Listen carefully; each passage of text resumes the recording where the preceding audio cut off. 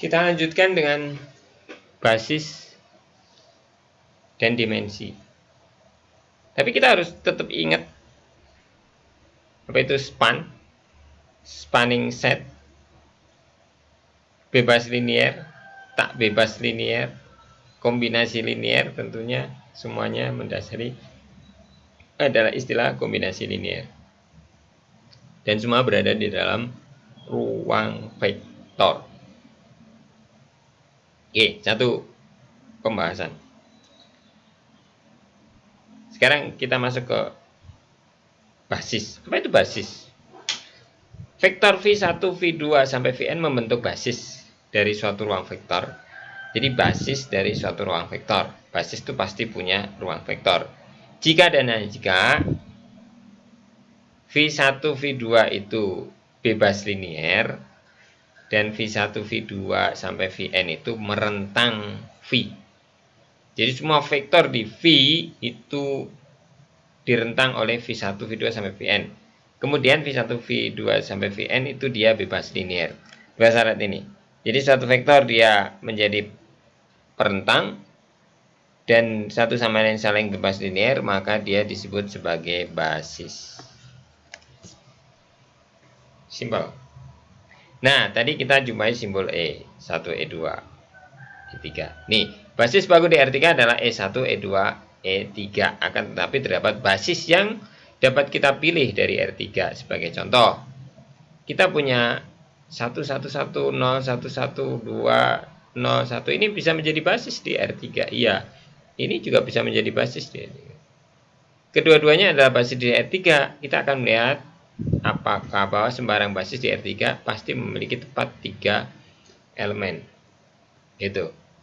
Kemudian contoh 2 menggunakan matrik. Silakan dilihat contohnya yang matrik dengan buktinya. Nah, teorema 341 ini kita bisa lihat bahwa jika V1, V2 sampai Vn adalah himpunan merentang suatu ruang vektor V, maka himpunan sembarang yang jumlahnya lebih dari n, m misalnya vektor di V, di mana m lebih besar n adalah bergantung linier. Dia tidak dia pasti bergantung linier, tidak bebas linier. Ini buktinya di sini. Ya. Kemudian akibat teorema jika V1 sampai Vn dan U1 sampai N keduanya adalah basis untuk suatu ruang vektor di V, maka M akan sama dengan N. Jadi jumlahnya akan sama.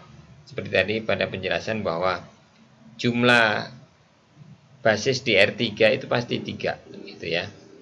Nah, ini ada definisi lagi. Misalkan V adalah ruang vektor dan V memiliki basis yang terdiri dari N vektor. Dan V memiliki basis yang terdiri dari N vektor. Gitu. Ya. Maka kita katakan bahwa V memiliki dimensi N. Oke. Ruang vektor punya basis. Basisnya itu N vektor. Nah, jumlah basis inilah yang disebut dimensi. Selama ini kita bilang dimensi 3, dimensi 2 di koordinat Euclidean kan? Apa artinya? Ya komponennya 3, ya komponennya 2. Iya betul, tidak salah. Tapi belum ilmiah.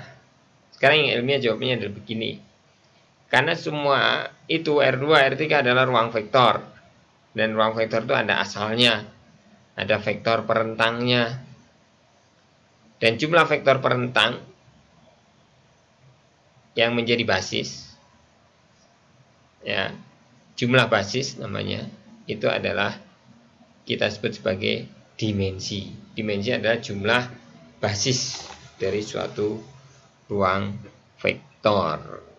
Jadi dimensi basis itu adalah pokok dari semua vektor yang ada di sana. Jumlah pokok vektor itulah disebut dimensi. Oke. Sampai di sini dimensi, dan di sini ada penjelasan yang lebih rinci mengenai dimensi. Teorema 343 Jika V adalah ruang vektor dengan dimensi n, di mana n lebih besar 0, maka sembarang himpunan n vektor bebas linear merentang V. Ada sembarang n vektor, tadi kan di R3 ya, ada contoh ada banyak basis kan, ya kan? Kita bisa buat basis, tapi jumlahnya pasti sama. Seperti tadi teorema, kalau kita punya basis V1 sampai Vn, U1 sampai Un, dan semua basis di ruang vektor V, pasti n-nya sama dengan m, pasti jumlahnya sama. Kemudian yang kedua, sembarang n vektor yang merentang V adalah bebas linear. Jadi vektor yang merentang pasti saling bebas linear. Oke, ini buktinya. Ya, terus di sini ada contoh untuk R3. Kemudian kita baca lagi teorema 344. Jika V merupakan suatu ruang vektor berdimensi n lebih besar dari 4 dan 0, maka tidak ada himpunan dengan jumlah vektor yang lebih kecil dari m dapat merentang V. Tidak ada himpunan yang berjumlah yang lebih kecil dari m. Semua subhimpunan yang lebih sedikit dari n vektor yang lebih bebas linear dapat diperluas dengan membentuk basis dari V. Sembarang himpunan perentang yang terdiri dari lebih dari n vektor dapat dikecilkan dengan membentuk basis dari V. Ini kayaknya m ya, yang ini tidak lebih kecil dari m. Ini n ya. Jadi basisnya nggak mungkin lebih kecil dari n, pasti basis jumlahnya n, ya kan? Kalau semua subhimpunan yang lebih sedikit dari n vektor yang bebas linear dapat diperluas dengan membentuk basis dari V. Saya tidak bisa menjelaskan yang poin kedua. Sembarang himpunan perentang yang terdiri dari n vektor dapat dikecilkan dengan membentuk basis dari V. Jadi kalau ada himpunan banyak, kita bisa kecilkan dia adalah di perentangnya.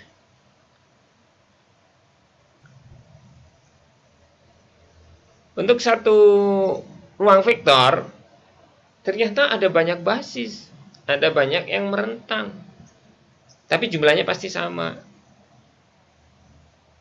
Oke, nah ternyata ada satu basis yang dia merupakan basis standar, basis baku, di mana basis lain itu bisa berasal dari basis ini, gitu. Ini kita sebut sebagai basis baku. Dalam contoh 1 kita mengacu pada himpunan E1, E2, E3 sebagai basis baku atau standar basis untuk R3. Kita telah merujuk basis ini sebagai basis baku karena basis ini adalah basis yang penting yang paling lazim digunakan untuk menggambar vektor di R3. Pada umumnya basis baku dalam Rn adalah E1, E2 sampai En. Walaupun basis baku ini yang bentuknya paling dasar, paling sederhana, seperti contoh R3, basis bakunya 1, 0, 0, 0, 1, 0, 0, 0, 1. Tapi basis baku ini bukan basis yang paling cocok untuk permasalahan tertentu. Jika kita punya masalah-masalah tertentu, maka kita perlu basis lain selain basis baku, sebenarnya begitu. Oke, jadi ada basis yang paling dasar, yaitu disebut basis baku.